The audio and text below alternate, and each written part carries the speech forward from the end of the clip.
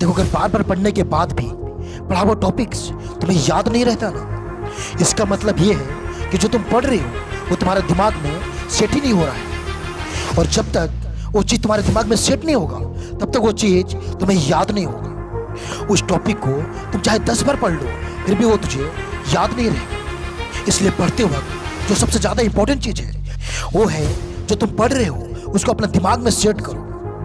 और किसी भी चीज़ को दिमाग में सेट करने का दो बेस्ट तरीका है। नंबर 1, जिस भी टॉपिक को तुझे पढ़ना है, पढ़ने से पहले उस टॉपिक के बारे में थोड़ा सा रिसर्च कर लो कि वो टॉपिक किससे रिलेटेड है और वो टॉपिक किस चीज़ के बारे में है। जब इस तरह से रिसर्च करके तुम उस टॉपिक के बारे में थोड़ा पहले जानकारी हासिल कर लोगे ना, फिर जब तुम उस टॉपिक को पढ़ने बैठोगे वो तुम्हें आसानी से समझ में आ जाएगा और वो टॉपिक तुम्हें अच्छे से याद भी हो जाएगा। नंबर 2, सिर्फ पढ़ो मत बल्कि उसे समझो।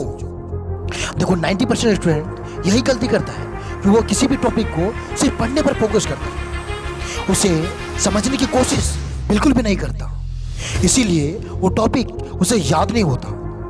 इसलिए जो भी टॉपिक को तुम पढ़ो उसे अच्छे से समझने की कोशिश करो। इससे वो टॉपिक आपके माइंड में अच्छे से सेट होगा।